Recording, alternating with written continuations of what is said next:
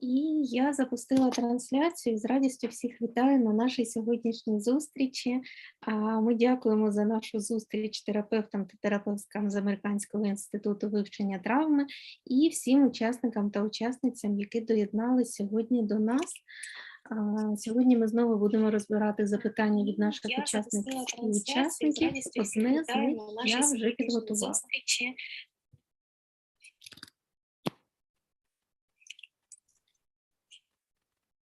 Матео, потрібно повторити? Я запустила трансляцію. Sorry. So she was just welcoming everyone and saying thank you for joining us. I heard a little echo there, so I got distracted. My apologies. Right. So maybe we should find out, is Helena going to be translating, or will you be Matea, so we know? Is Helena set up to do that, or would she prefer that you do the first go around and she fill in? So if you can ask and see. Я тут є. На жаль, в мене не працює камера. Я допоможу, якщо треба буде. Ви мене не бачите? Я бачу вашу місце. I was just saying that I'm here and my camera doesn't work, and if any help needed, I will be helping. Okay, so Matea, then I guess you'll take first and she'll help. Did I get that right? Okay, yeah. Perfect. Okay. So I guess as we get started, if Anna would like to share the question for today, if she would like to share what the question is, and then we can go from there. Алін питала, чи, Анна, ви можете поширювати наші питання на сьогодні? Так, добре, я його зараз прочитаю, потім зможу продублювати в чаті. І запитання від вчительки, яка сьогодні з нами є на зустрічі, але, на жаль, вона не може вимкнути камеру і сказати його голосом. Тому проговорю його я. Так, у вересні до школи прийдуть наші найменші, наші першокласники. Набір ще продовжується, і до серпня-вересня нам вкрай необхідно налаштувати і вчителів, і батьків, що умови будуть досить непрості, адже навчання відбуватиметься під час повітряних тривог. Садочок більшість не відвідували, на то були об'єктивні причини, ковід, а потім війна. Як нам підготувати і батьків, і дітей до початку навчального року? Чудово. So Anna repeated the question that we spoke about this morning, and the teacher who asked this question is here on the call today, but is unable to come off camera and say that for herself. So Anna read the question for us, and that's just asking about, how do we prepare our first graders who often didn't attend kindergarten, whether it was COVID or the war.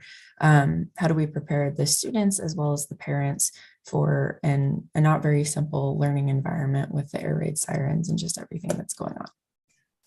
So what I'd like to suggest is, as we even hear the question, one of the most important things for teachers and parents is to try to stay within their zone as much as possible. So maybe if we can start with, we've been learning a lot of skills over the last 4 months, to bring in one of the skills that's been helpful for you, whether it's thinking about something that's resourceful for you, or thinking about a help now strategy, or grounding.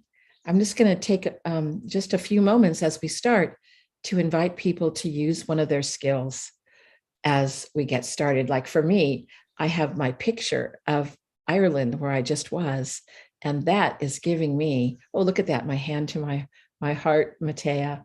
I'm feeling a calm as we get started with this most important question. Також Елін сказала, що навіть коли ми слухаємо ці питання, інколи ми можемо бути за свої зони стійкості. Отже, вона запросила всі практикувати навичок, будь-який навичок.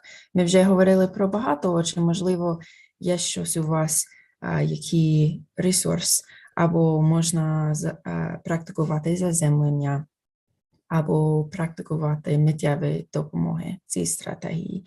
І вона сказала, що навіть і бекграунд – це світлина Ірландія, і вона щойно була там. Отже, це для неї ресурс. І вона помітила, що можна дихнути глибніше і долона до груди. Отже, можна спробувати будь-який навичок, який у вас є.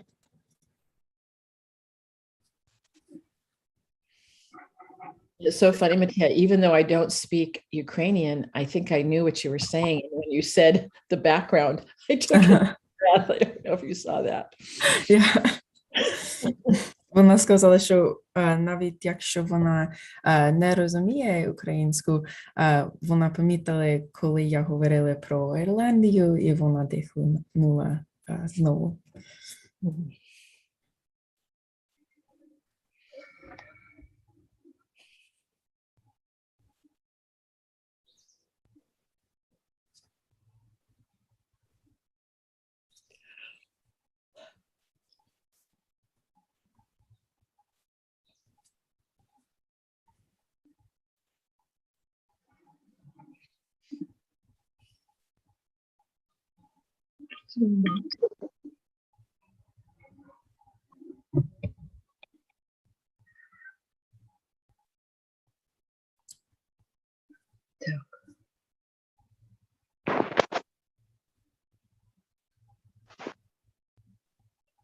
So just notice if there's any changes inside the body as you've done a skill. I noticed, for example, a deeper breath, and I even yawned. And I know the yawning is a release of tension. Отже, ми запрошуємо вас помітити будь-які зміни у тілі. І особливо перевірити увагу на приємне відчуття.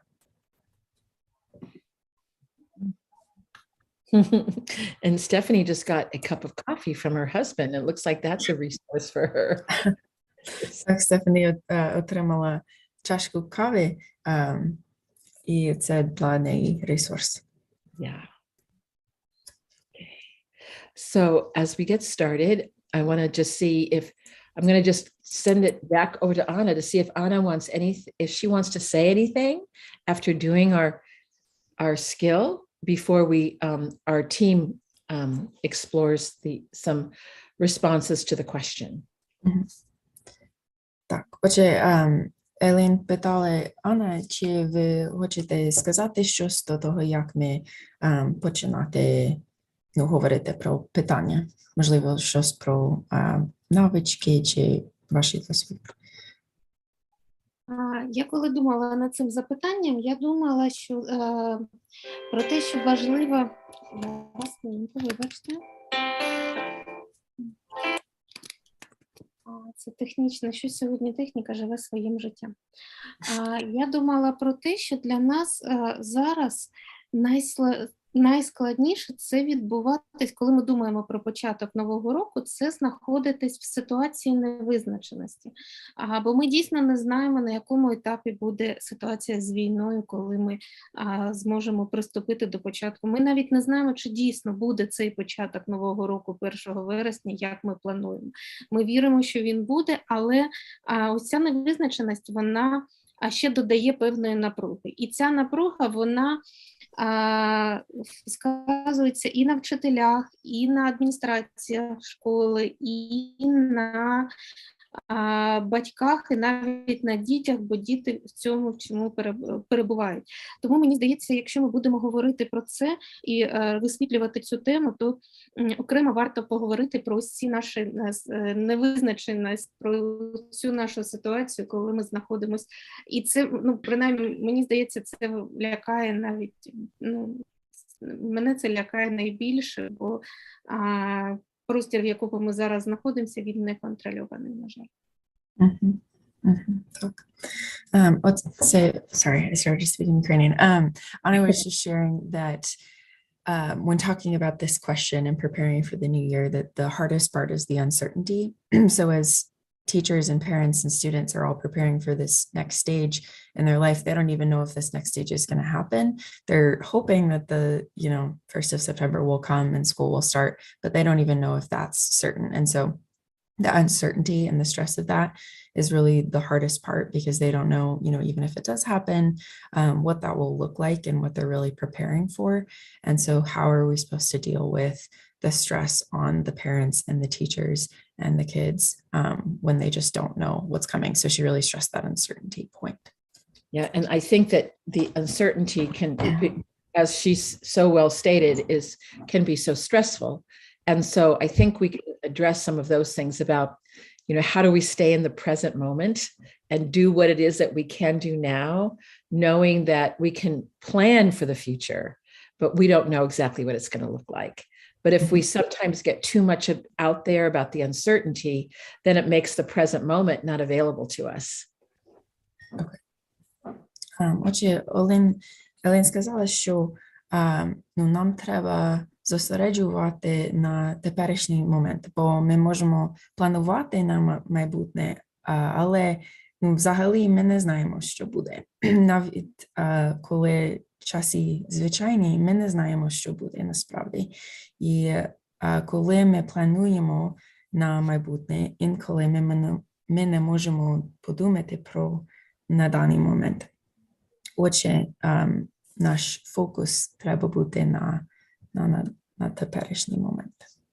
And I think that many of our skills that, whether it's grounding or resourcing or the help now strategies, I mean, the idea of is that can we come to this present moment?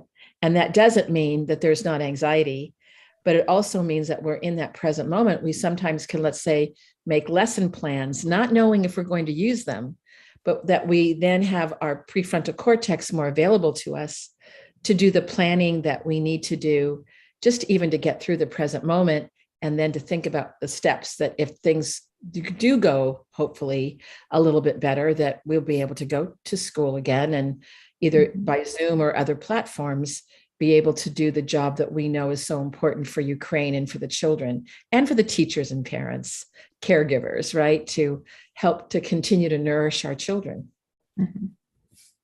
Отже, багато наших навичок, вони допомагають нам зосереджувати у теперішньому моменті.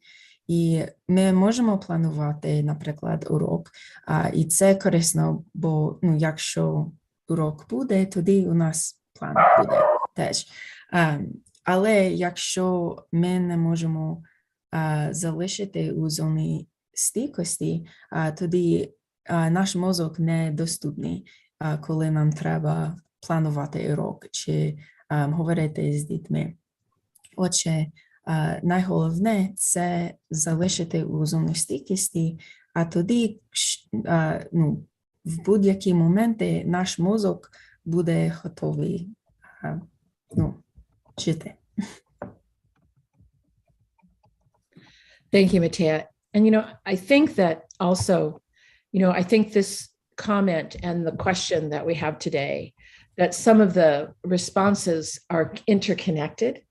And Stephanie had some very good ideas. She has a little girl, a little person who's going to be starting 3rd grade.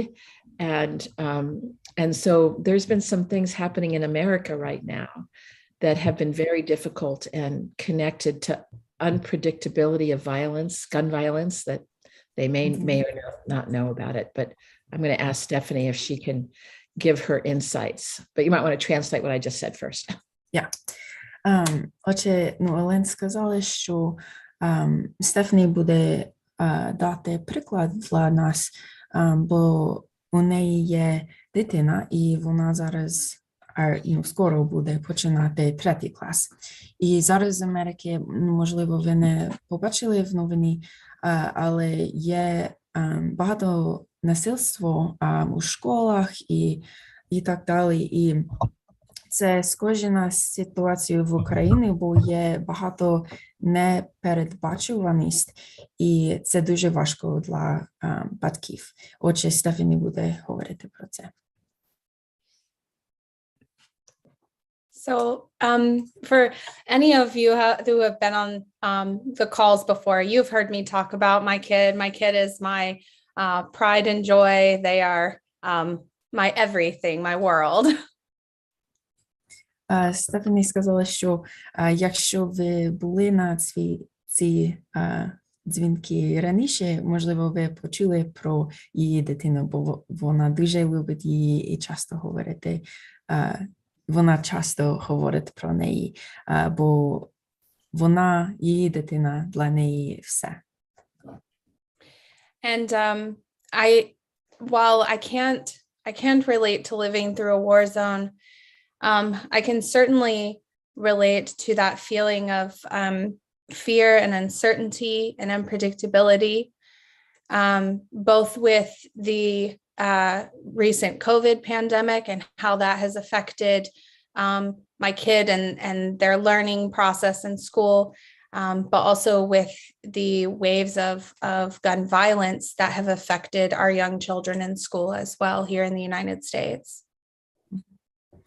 Вона сказала, що вона не знає, як це жити у війні, але вона розуміє відчуття страх для дитини, і вона не знає, що буде, коли дитина йде на школу, бо там багато насильства, збройне насильство. Отже, вона розуміє це відчуття. My kid is entering third grade, and as of now has never had a fully normal school year. The first year was interrupted with COVID. The second year was all online because of COVID, and then even last year in second grade was a lot of disruption because the schools were closed because of illness and all in and out of school. Mm-hmm. Отже, її дитина буде у 3 класі, і до того часу вона не була в школі у звичайному часі. Отже, перший рік була ковіда, і другий рік все було дистанційно. Отже, це перший рік, що вона буде у школі з іншими дітьми, і звичайний рік. At the end of this last school year, there was a shooting at a school in the United States that affected a lot of really young children around my child's age. And I remember the anxiety I felt trying to put my kid on the school bus to go to school the next day, knowing that this was a potential threat or something that could enter their school one day. На той час минулого року була стрілянина у школі, і це стрілянина, Галина, ви можете допомагати? Я не знаю, як пояснити точно. Недавно, минулого року,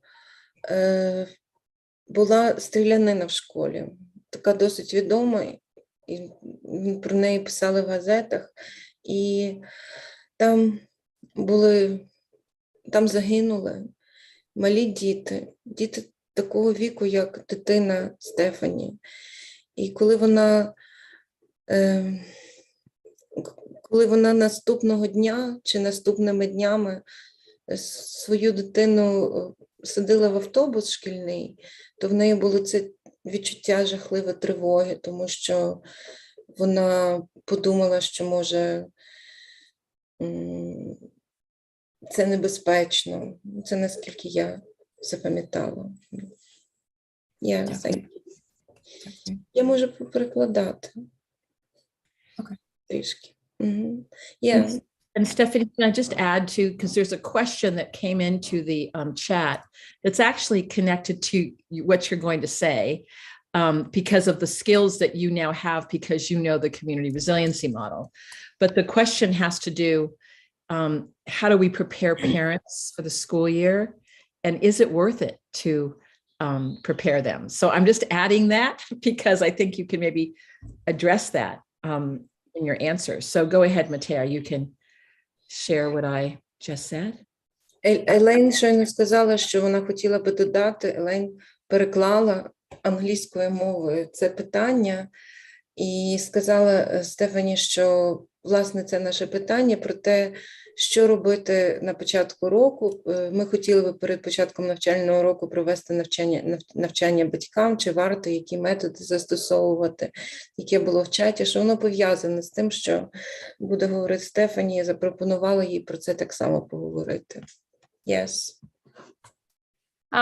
Elaine was reading my mind. So the very next thing I was going to say is that in these moments where I have anxiety about sending my kid to school, and where I know that my kid has anxiety because they don't know what they're going to be facing once they get there, both with COVID and with the recent events, I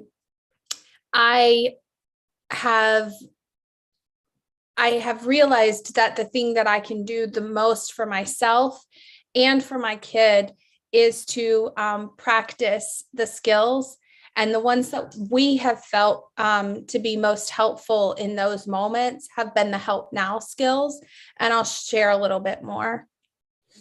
Стефані говорить, що Елейн, власне, сказала про те, що вона збиралася говорити, тому що в такі моменти тривоги жахливої про безпеку своєї дитини і про тривогу дитини, яка так само відчуває цю тривогу, тому що вона відчуває небезпеку після новин про стрілянину в школі. І Стефані помітила, що їй найбільше всього допомагають такі практики, як практики миттєвої допомоги. І вона зараз хоче з нами про це поговорити трошки. So I'll share a document in the chat that will give you a list of all of the help now skills. But for my kid, they're pretty quiet and reserved at school and don't like to bring a lot of attention to themselves. And so the skills that they like the most are the ones that they can do very quietly and discreetly at their desk. And they could be useful even if you're doing school at home, because you can do these certain skills right as you're sitting, at a computer screen or in a classroom. Стефані сказала, що вона зараз нам поділиться з нами всіма стратегіями миттєвої допомоги. І на вебсайті EdCamp'у так само інформація є про них. Але от вона, наприклад, зауважила, що її діти такі спокійні, вони люблять бути самі з собою, і їм подобаються такі стратегії миттєвої допомоги, які вони можуть зробити самі, без участі когось іншого. І це навіть можна робити, коли навчаєшся в школі вдома, от як під час ковіду, коли ти сидиш за комп'ютером. So one of my kids' favorite skills is actually the look around and find 6 colors. But actually they told me last year that they used that so much that they ran out of colors in their classroom, new colors to find. And so they even switched it up and started looking around the classroom for things that started with different letters of the alphabet. Діти Стефані сказали, що стратегії, які їм більше всього подобаються і допомагають, це подивитися навколо класної кімнати і знайти 6 різних кольорів. І вони ділилися з нею, що вони так часто виконували цю практику, користувалися цією стратегією, що в них закінчилися кольори. Вони вже не могли далі з цим робити. І вони почали використовувати таку свою практику, яку вони самі створили, подивитися в кімнаті і знайти речі, які починаються з різних літер. Така собі, як це називається, імпровізація. Yes. Another skill that my kid has reported that they like to use during school is to touch a surface. So finding something in their desk or in their backpack that has a different texture, something they can fidget with or use their hands with, has been helpful for keeping them in that present moment and engaged at school. Друге, про що говорили її діти, що їм допомагало, це коли вони доторкалися до чогось, наприклад, до чогось на столі, або чогось в них в рюкзаку, щось, що мало якусь особливу текстуру, і вони відчували цю текстуру, і це їм допомагало лишатися в теперішньому моменті. And then another one of our skills that we have for help now is we suggest you can push against a wall or you can lean against a wall. Now my kid's never going to do that in front of people because they're too shy, but we've modified it, and so instead they will pull up on the bottom of their chair, and that still engages those large muscles, but it's not as obvious to those around that they're using a skill. Ще діти Стефані розповіли, що їм подобається така стратегія, коли ви притискаєтеся до стіни або притуляєтеся до стіни, тобто, що ви відчуваєте цю стіну. Є така стратегія миттєвої допомоги. І в неї, наприклад, її діти не люблять робити речі з багатьма іншими людьми. Їм не подобається, коли інші люди на них дивляться. І коли от їм потрібно було, як ми кажемо, повернутися в зону стійкості, напевно, то вони трималися за низ крісла і так його ніби притискали руками. І це ніби дає можливість працювати тим самим групам м'язів, і діти Стефані сказали, що їм це дуже допомагало. Yes. And then what is helpful for me as a parent and for us as a family is to practice the skills together. So I know that when my kid goes off to school, if they face something that is unpredictable or brings them anxiety, I've done my best to prepare them, but the skills are also very helpful for me too.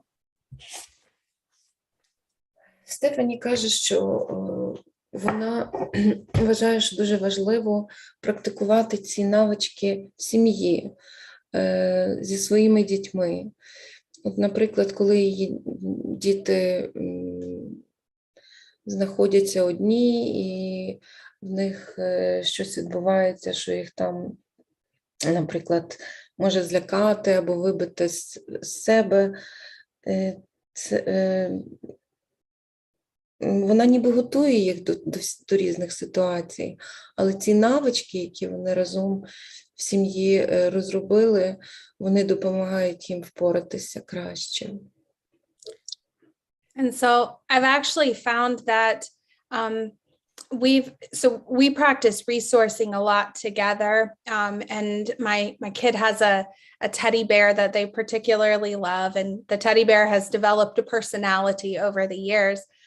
But I found that sometimes when I'm feeling stressed or anxious, I actually have started using the teddy bear as my own resource. I will think of him and some of the silly things that he does, and I'll remember my kid smiling and the joy that those moments bring. And that is really helpful for me and my nervous system. So by practicing with my kid, I get the benefit and I get a resource I can use later on. Стефані говорить, що, наприклад, зі своїми дітьми в себе вдома їм часто допомагає, вони часто практикують практику ресурсності, коли вони шукають якийсь ресурс, знаходять і, власне, з ним працюють. І, наприклад, дитина Стефані,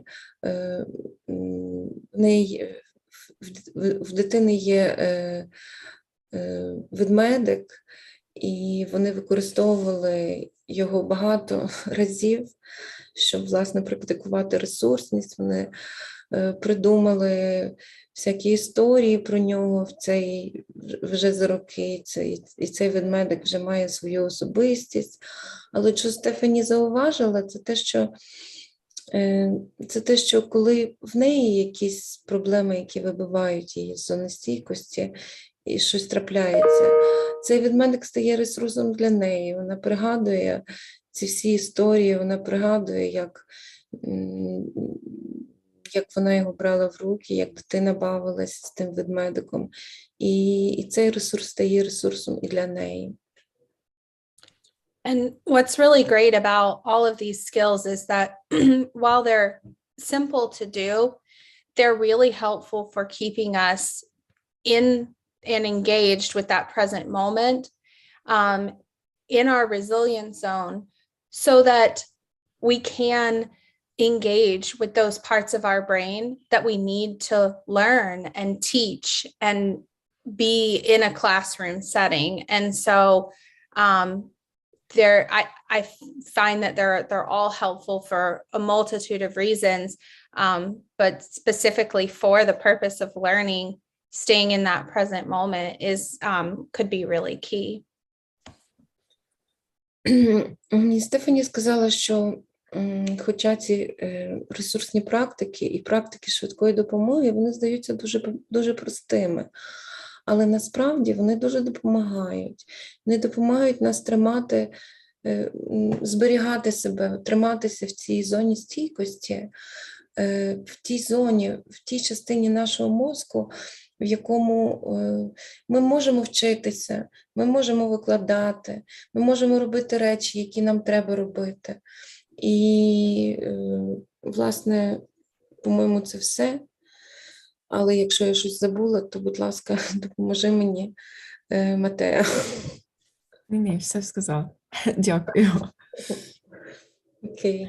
Thank you so much, Stephanie, for your comments. And I think it's really important for the teacher that asked the question about is it worth to teach the parents these things? I think that Stephanie's kind of testimony is why it's important to do this.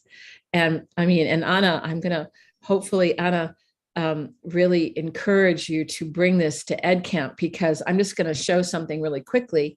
You know, we have the slides, and these slides are showing the Help Now strategies, right? These are all the strategies, and here we have it in Ukrainian and in English, so that you don't have to translate every single thing, Matea. But I will probably translate that into Ukrainian. Yes, you have. Okay, please go ahead. Елень сказала, що, власне, коли подякувала Стефані і сказала, що в своїй розмові Стефані, власне, дала якусь відповідь на це питання. Питання, можливо, стосувалося того, чи варто з батьками вчити якісь ресурсні практики, проводити з ним ресурсні практики, говорити про це. І Стефані, власне, розповіла, навіщо це потрібно. Дуже гарно розповіла, і Елейн поділилася з нами цією презентацією і дуже запрошує EdCamp і Анну так само звернути увагу на батьків і на важливість цих практик. І ця презентація вже є українською мовою, тому не треба її багато перекладати. And I said everything. You can go on. Okay, good. Thank you, Elena. Because I think the most important thing is for parents, like I'm a grandparent, caregivers, teachers, for the adults to know these as well as the children. Because I find even in the United States, people are hungry. What do I do when my child has fear? What do I do when I have fear? My mother-in-law is driving me crazy with her fear.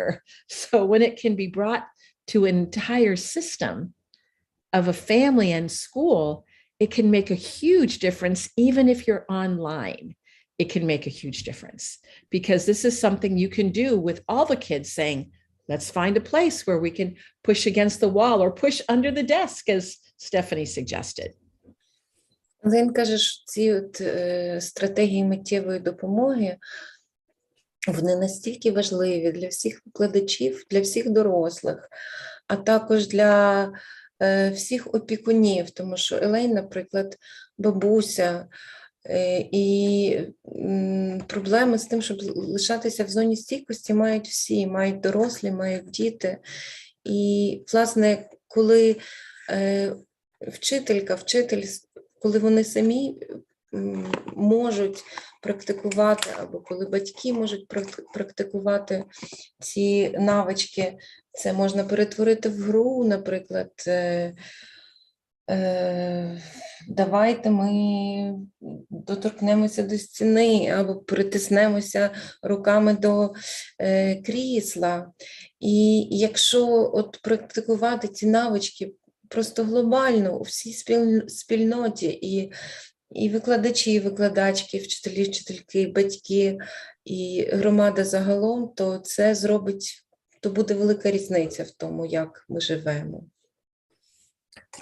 So I'm just going to go through these quickly, and then I'm going to just show the high zone and low zone again and ask Ron if he would talk about that. Oh, but I see Anna has her hand up. Please, Anna, go first. Так, Аня. У мене з'явилася ось така ідея. Якщо виникає питання стосовно батьків, і питання виникає від людей, які з нами знаходяться на нашому навчанні, у мене з'явилася така ідея. Ми можемо про це прокомунікувати з усіма бажаючими, кому це потрібно. А чи не провести нам один, два чи декілька таких вебінарів і запросити на навчання, власне, тих батьків, які цього року віддаватимуть школи до наших вчительок, віддаватимуть дітей. То якщо терапевти будуть згодні, а у вчителів буде таке бажання, можливо, ми зможемо спланувати таку зустріч, і це буде теж частинка того навчання, про яке ми зараз говоримо. Anya was saying that she has an idea. Well, here we have some people who are educators and who come to our meetings and who speak about parents, and this is probably an important issue for many parents here, and she's wondering whether we could make a special meeting or several meetings for parents who are sending their children to school this year, how they can help their children and help themselves, just specifically for parents. Absolutely, Anna. And I think that would be a great idea, that we could do something very, very specific for the parents. And I was think that we would need a series so that we could teach them the very, very basic skills and invite as many parents as possible and teachers so that we could give them this information before school starts. Absolutely. Absolutely, Anna, that's a great idea. Ну, як ти зрозуміла, Елен сказала, що це чудова ідея, і що це прекрасна ідея, навіть вона думає про серію таких зустрічей, і привести як можна більше батьків і дати їм ці прості техніки, ресурси і вправи, які допоможуть їм, власне, з такими проблемами. Тобто, Елен, рада. Yes. Добре, одну хвилину. Тоді я пропоную всім, хто сьогодні з нами на цьому вебінарі і кому цікаво таке заняття для батьків, написати мені зараз в чаті, можна в приватні повідомлення, а всі, хто буде дивитись наш вебінар в запису, написати таке повідомлення на електронну адресу @kemp Україна, і ми обов'язково зберемо і запросимо і вас, і ваших батьків на таку зустріч, яку ми сплануємо. Anya was just saying she was inviting those people who are with us here to leave information if they're interested in such an event, and invited everyone who will be watching this webinar later, this meeting later, to contact and say that they are interested so that we could gather as many people as possible, because this is really a very important issue. Thank you, Anna. And you know, Ron, I'm going to turn it over to you right now, because I think it might be, Ron suggested that we just do a quick review of the high, low, and low zone and resilient zone. Ron? Елен передає слово Рону, і він з нами буде говорити про зону пригнічення, збудженості і зону стійкості. Ми будемо повторювати. Yes. Hello, everyone. This is what we call the resilience zone, and it's a wonderful tool for noticing and describing how we are on the inside. Всім привіт. Ви можете побачити те, що на слайді презентації, це наша зона стійкості, і вона дає нам дуже чітко зрозуміти, які ми є всередині. We say when we are in our resilient zone, we are in a state of well-being of mind and spirit and body. Коли ми є в зоні стійкості, то ми знаходимося в зоні благополуччя в нашому духовному житті, в наших міркуваннях, ну, у всіх аспектах. Yes. The yellow curve indicates the normal variations in energy we have throughout the day. We might have higher or lower energy. Якщо ви подивитеся на цю жовту лінієчку, то ви побачите, що вона показує ті такі зміни, флюктуації в нашому самопочутті і в тому, скільки в нас є енергії протягом дня. Колись в нас менше енергії, колись більше енергії, але це все в межах зони стійкості. We might have some anxiety, we might have some anger, but we're not enraged. We might have some sadness, but we're not washed away in a pool of tears. Ну, наприклад, ми можемо трошки відчувати себе тривожними, або, наприклад, злитися на когось, але це не лють, яка просто нас вивертає, або будь-яка інша емоція може з'явитися, але вона нам не заважає так функціонувати, не переростає в якусь величезну емоцію. Наприклад, якщо це сум, ви можете бути сумним, але не повністю виснаженим і депресивним. When there is a crisis or a trauma or a stressful event, we may get bumped out of that resilience zone. Але коли в нас відбувається якась подія стресова, якщо щось відбувається, щось трапляється, нас може викинути з цієї зони стійкості. And Helena, maybe you could go over, we could get bumped into the high zone and you see what's listed in the red box in the high zone, or the low zone and you see what's in the box in the low zone. Тобто вас може вибити з зони стійкості, і ви бачите тут на презентації зверху є зона збудженості, і ви тоді роздратовані, тривожні, у вас спалахи люті, ви бачите речі, які відбуваються і що ви відчуваєте, або навпаки, зона пригніченості, це ви можете відчувати ізольованість, виснаження, втому, оніміння, депресію. So we encourage parents to teach their children to notice when they are in their resilient zone as a way to be able to talk about their sense of safety. І ми заохочуємо батьків, you were speaking about parents, you encourage parents, yeah? Encourage parents or anyone Mm-hmm. to become familiar with the concept of the resilient zone, because really the resilient zone is all about our sense of safety within ourselves. І Рон сказав, що вони заохочують батьків, а зараз, коли я перепитала, сказав, що практично всіх заохочують, в принципі, зауважувати, коли вони в зоні стійкості, і розуміти, коли вони в зоні стійкості, тому що зона стійкості, перебування в зоні стійкості – це, власне, наше відчуття безпеки. So we encourage families to notice their own and each other's resilience zone, and then to invite, encourage, suggest ways to help each other get back into that resilient zone, to help each other feel a little bit safer. Грон говорить, що ми заохочуємо батьківство зауважувати, коли вони є в зоні стійкості, і потім допомагати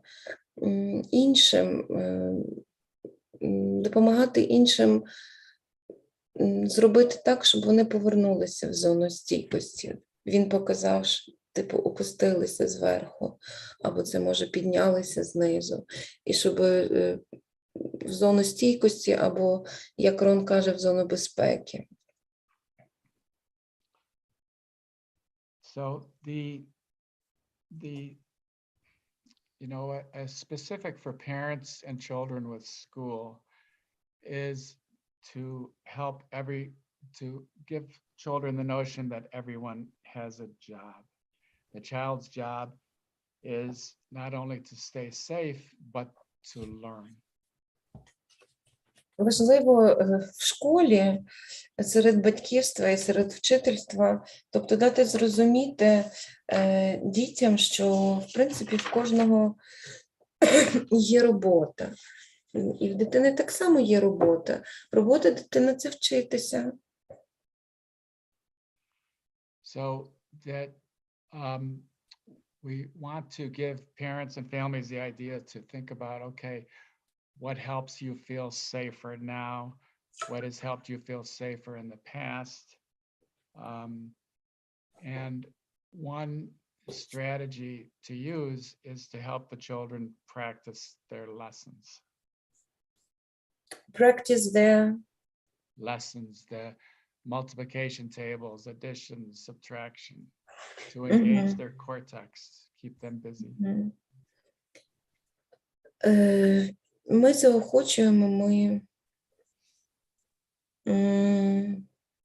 заохочуємо батьківство і вчительство, типу, подумати, зауважити, що їм допомагало перебувати в зоні безпеки або в зоні стійкості зараз, або раніше, тобто зауважувати от такі речі.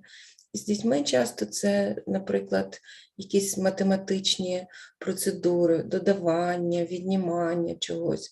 Як я знаю, в цих стратегіях миттєвої допомоги є одна така стратегія порахуй від 10 до 1, наприклад. Це вже було мій додаток. Yes.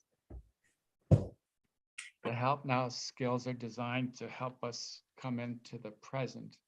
And if we can help the children practice their lessons in the present, then they are working on the shared mission of keeping education alive, keeping them moving forward in their development, and also engaging in shared tasks with the adults as they practice their lessons together. Ну, наприклад,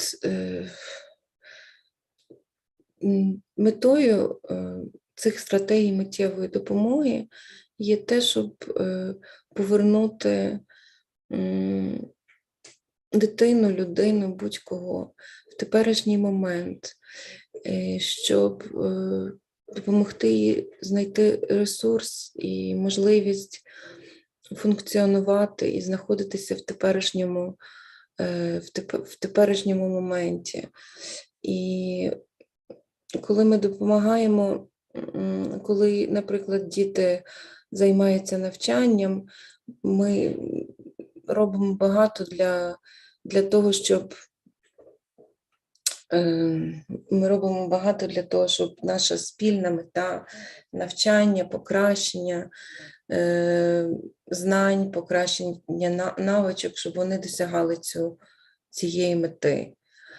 І Матеа, якщо ще щось, будь ласка, скажи, бо я, може, щось пропустила.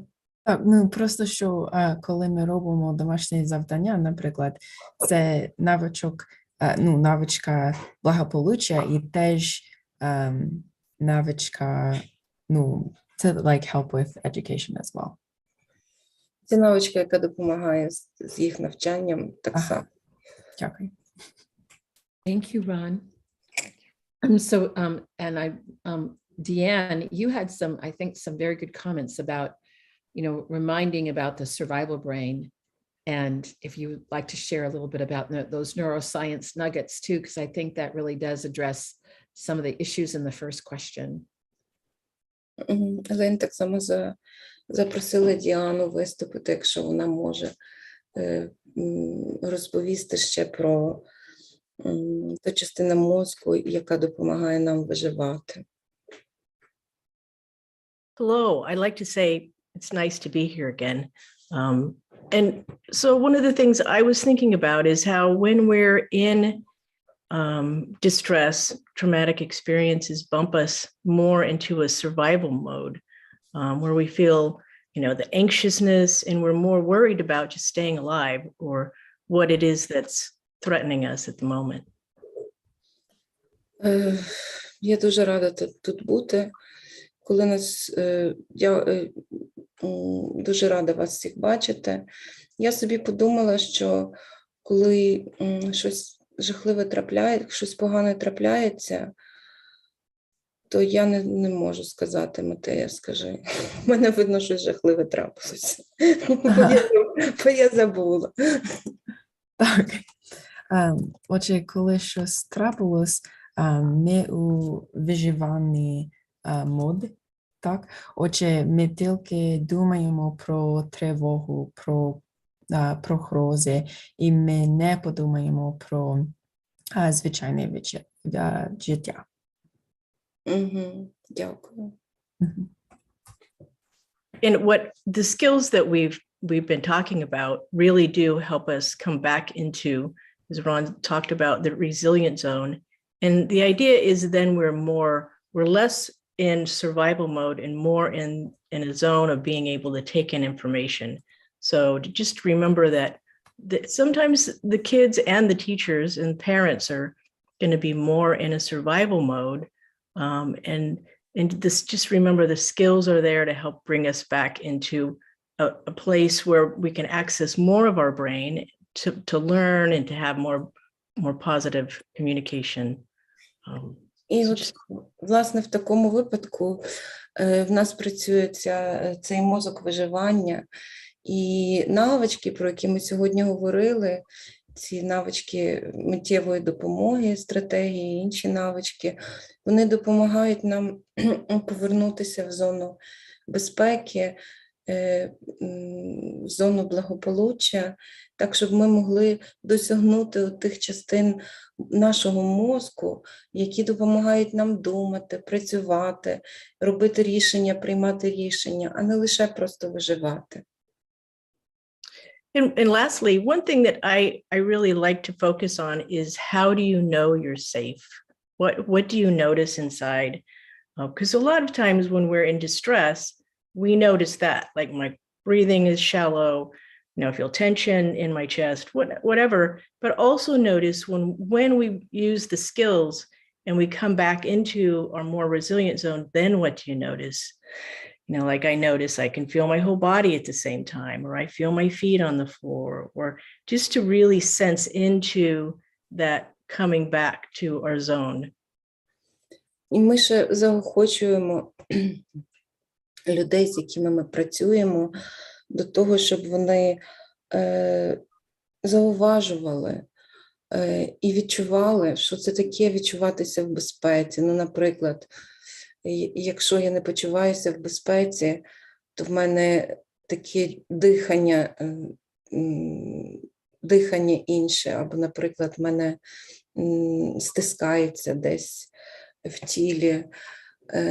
І так само зауважувати, як вони почуваються і що вони відчувають, які в них є відчуття, коли вони повертаються в зону стійкості, як вони по-інакшому дихають, як вони можуть зауважувати, що їх ноги стоять на підлозі.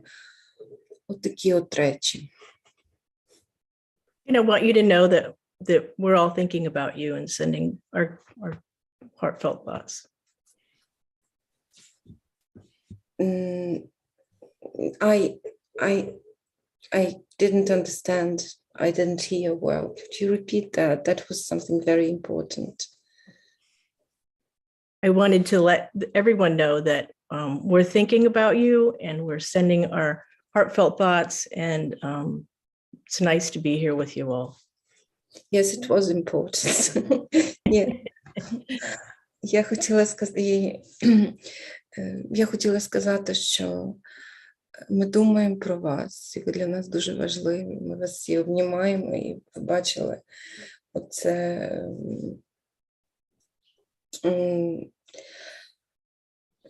цей рух тіла. Ми з вами, і дуже добре з вами сьогодні бути. Yes. Thank you. Thank you, Deanne, for that.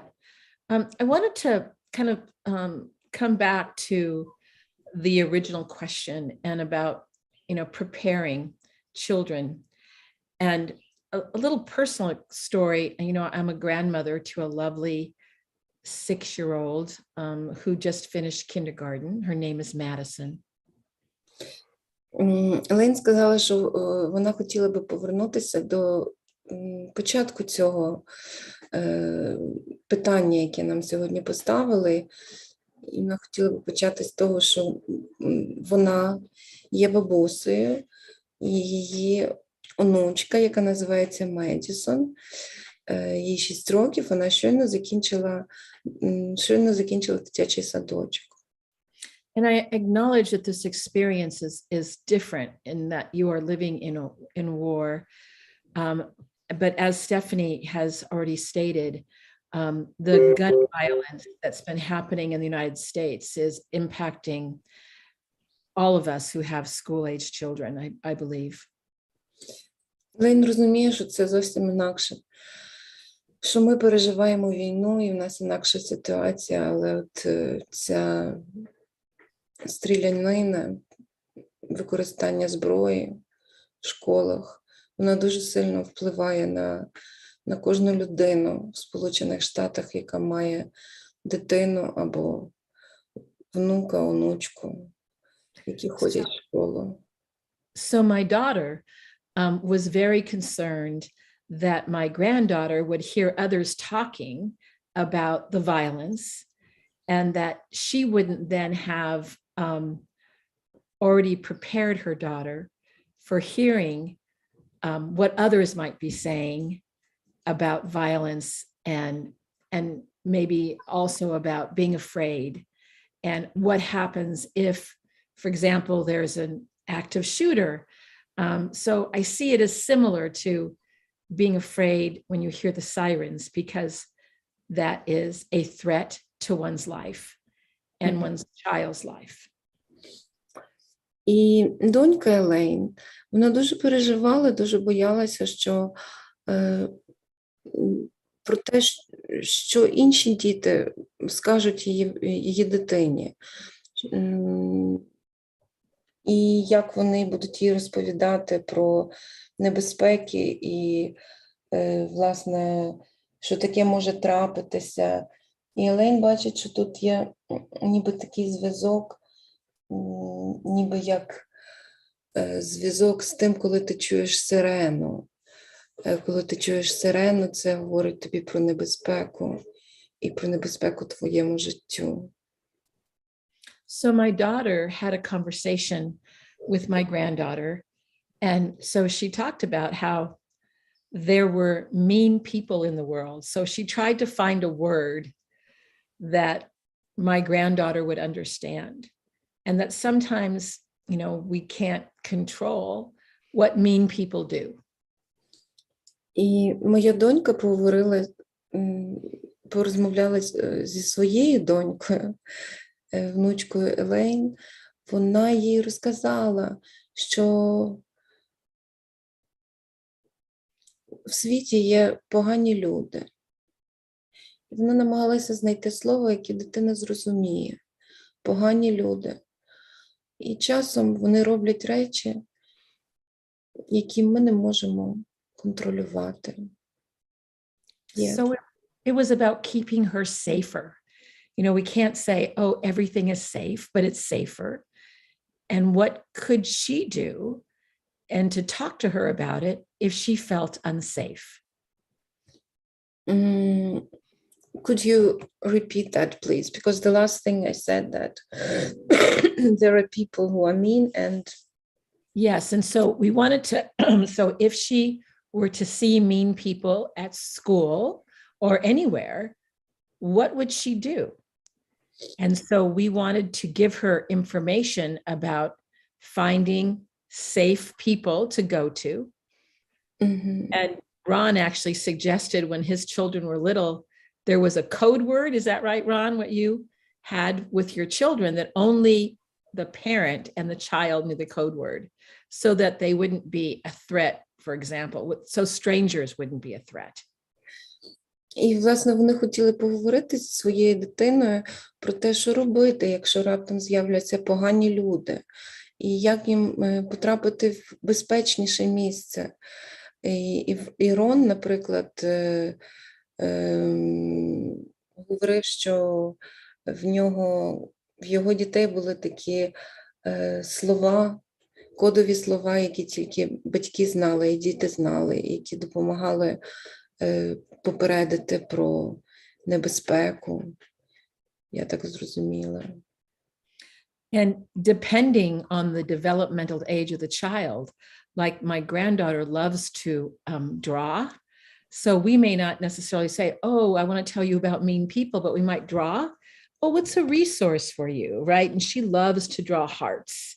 And as we're having a conversation, let's say over drawing, we can talk about ways sometimes that she's more open in talking about these ways to be safer, so that that conversation can happen between us as her parents and grandparents and her little mind that's forming impressions right now about what to do to be safer. І от якраз, якщо, наприклад, дитина меншого віку або старшого віку, то по-різному можна з нею про це поговорити. Наприклад, Медлін, внучка Елейн, коли вони з нею говорять, то коли вони з нею говорили, вони просили її малювати, тому що вона дуже любить малювати. І от намалювати ресурс або місце, в якому ти будеш себе почуватися безпечніше. І коли дитина малює, вона ніби відкривається більше, і тоді є можливість говорити з нею, нам, її батькам, її родині, про те, як їй себе вберегти і знайти безпечніше місце. And I think that really to express to the parents, who do they want their children to be learning about some of these hard things that are happening? Do we want them to be learning from others that maybe they're saying things we do not agree with? Or can we have conversations and little short sound bites, like little pieces at a time, to help children feel safer? And I do think that parents need to be very mindful of having those conversations with their child. Я думаю, що нам всім треба сказати батькам, або всім батькам просто треба подумати про те, з ким ви хочете, щоб ваші діти говорили про ці небезпечні речі і про те, що робити в такі небезпечні часи. І я думаю, що вам хочеться, щоб ви з ними говорили, і щоб ви змогли включити ці маленькі шматочки такої розмови про безпечніші місця, чи про те, як їм поводитися, чи про те, щось робити, щоб допомогти їм. And I also want to say that I just appreciate teachers so much, because you're balancing taking care of the children, teaching the children, and then the parents who may have their own anxiety who are also talking to you. So it's like all these different things that may be coming up, the teachers. And then that's why it's so important to try to stay in that resilient zone that Ron talked about? Я дуже захоплююся вчительством, вчителями, вчительками, які, в принципі, турбуються про дітей. Не турбуються про дітей, крім того, вони вчать дітей, допомагають їм отримати нові знання, а також вони якимось чином турбуються, спілкуючись, і про батьків. І от зі всіх сторін ніби ця турбота є. Треба турбуватися, і є така потреба працювати з такою кількістю людей, і тому ці навички стійкості, про які говорив Рон, і вірніше Рон говорив про зону стійкості, в якій нам бажано бути, вони дуже важливі для вчителів. And so I guess to say that there's a lot on the shoulders of teachers in terms of the responsibility to yourself, your family, to these precious children that you have chosen to be with, to teach during these most difficult times. Я так думаю, що на плечах вчителів лежить дуже велика відповідальність. Відповідальність за себе, за свою сім'ю і за цих маленьких створінь, за цих дітей, якими ви опікуєтеся у ці важкі для нашої країни часи. And so, we don't know all the answers, none of us do, but I think that some of the, things that I've learned by going to many places around the world is if we can remember what else is true about our life, about just even that you're present with all the hardship that's being faced in your world today, that I have much gratitude towards you in helping the children and their parents. Так само зрозуміло, що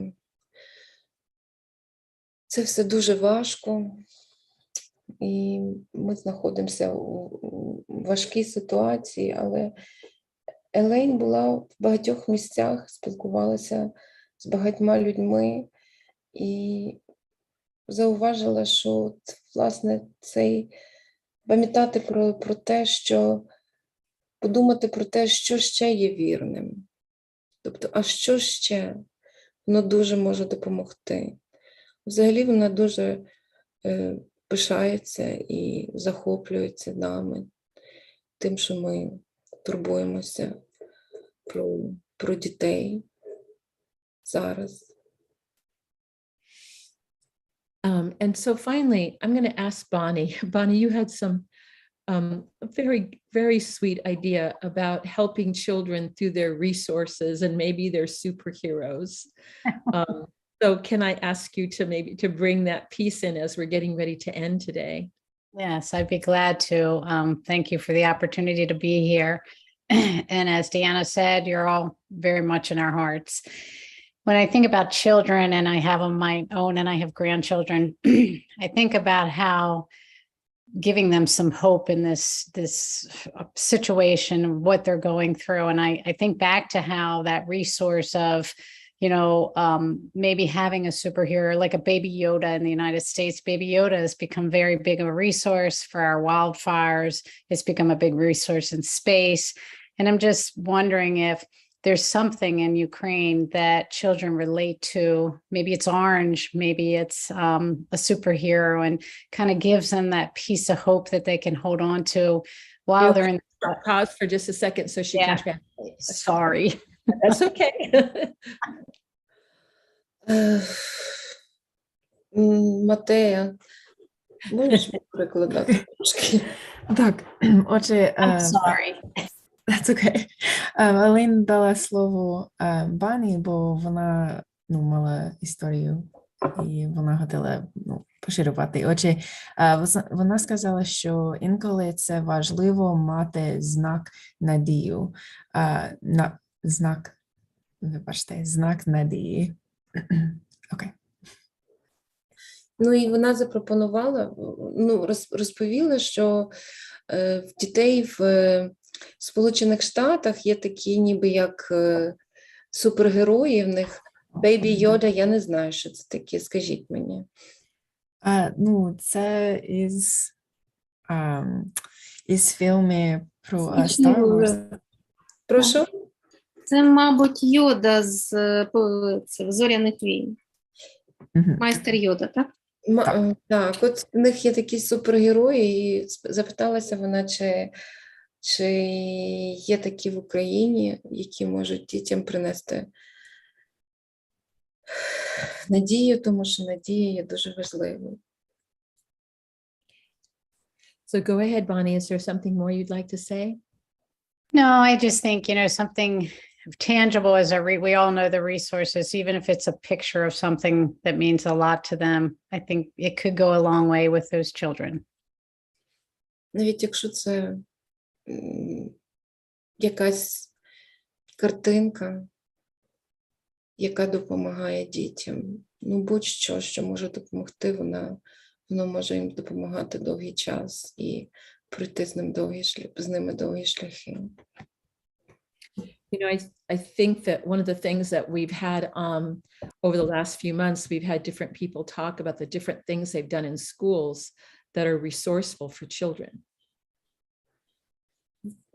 Вони в себе в Сполучених Штатах говорили про ті речі, які вони роблять в школі, які є ресурсом для дітей. So that if we're, let's say, starting our day with children, we could start with a resource, even making a Google Doc, for example, that children can contribute to put their own resources in. If we can teach them that technology, and I know many teachers are very good at technology, but we can still do these things online if we're not in person. Коли ми працюємо з дітьми, навіть якщо ми працюємо онлайн, ми можемо починати кожну нашу зустріч, власне, з цих ресурсів. Чи це супергерої, чи це якісь картинки, чи будь-що, що для дітей є ресурсами. Навіть якщо ми працюємо онлайн, то можна зробити Google документ, і щоб діти намалювали чи розмістили там ті свої ресурси. Це дуже важливо.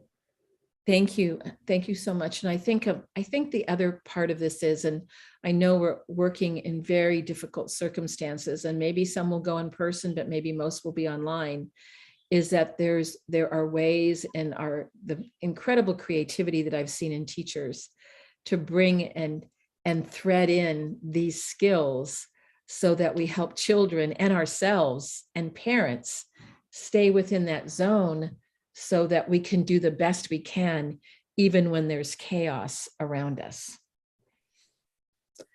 Ну, і while you were saying that we were going somewhere, and some of you will be online, what were you talking about? What should I translate? I guess I'm just saying that if you're teaching online, or if you have the opportunity to teach in person, either way, that you can bring in resourcing to even start your day with children. And I know that's possible because of the creativity that I've also seen in teachers. Лейн каже, що незалежно від того, працюємо ми в класі з дітьми, чи працюємо ми з ними онлайн, що як би ми з ними не працювали, завжди можливо знайти час для ресурсної вправи.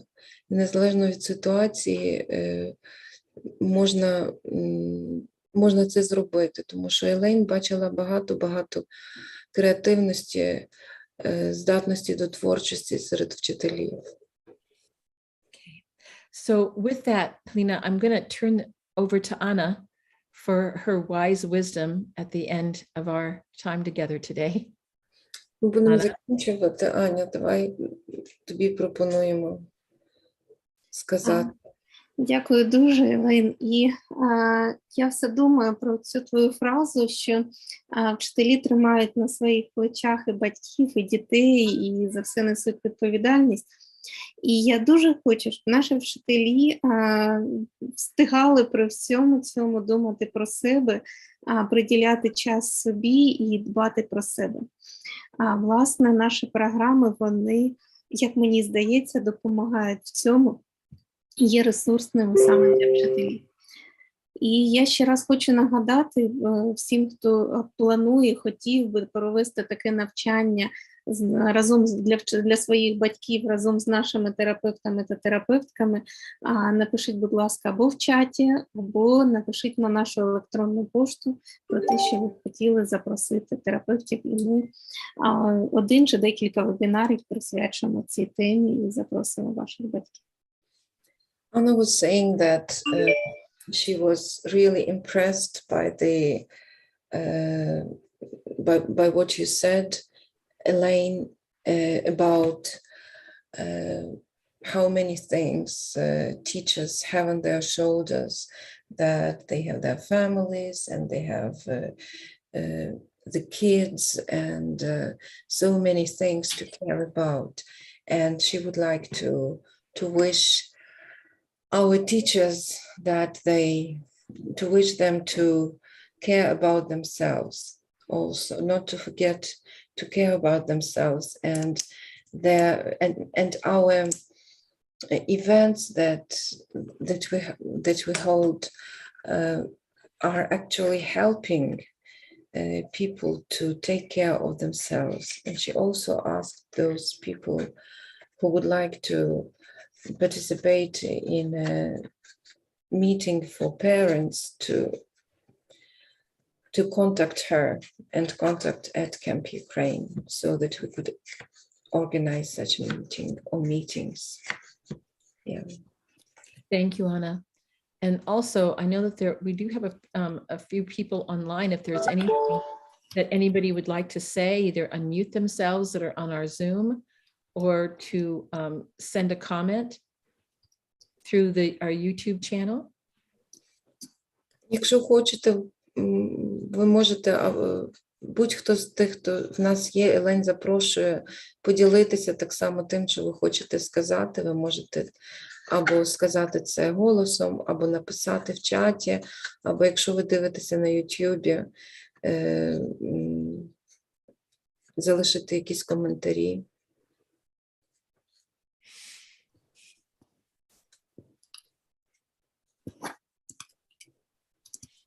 I'll see if there's any comment.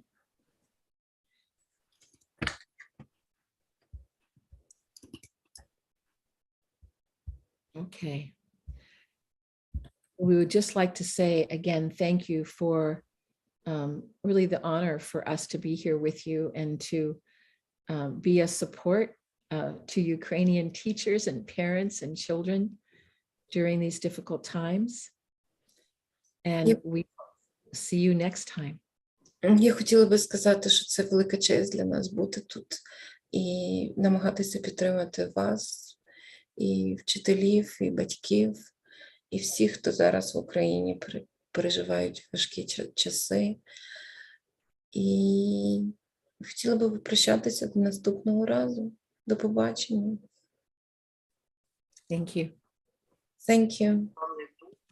Дякуємо дуже, і ми зустрінемось в понеділок. І послухати і обговорити музику. Пані Оксано, ми чуємо вас звуки, але не чуємо вас. Так, я тут. Ага. Ви вимкнули мікрофон, ви хотіли щось сказати? Ні, перепрошую. Все добре. No, we were thinking that Oksana was going to say something about today's meetings, but She doesn't want to. she didn't mean to. Okay, Oksana. All right. Добре. Goodbye. Goodbye. Дякую. До понеділка. See you on Monday.